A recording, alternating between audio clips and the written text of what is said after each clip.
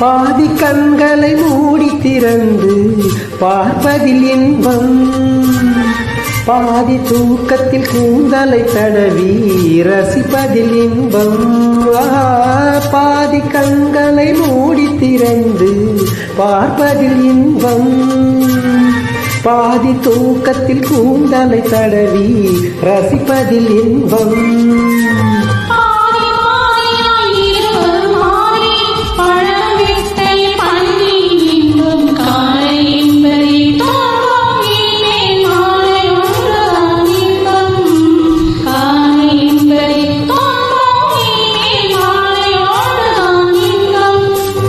இரவுக்கும் பகலுக்கும் இனி என்ன வேலை, இதயத்தில் விழுந்தது திருமண மாலை.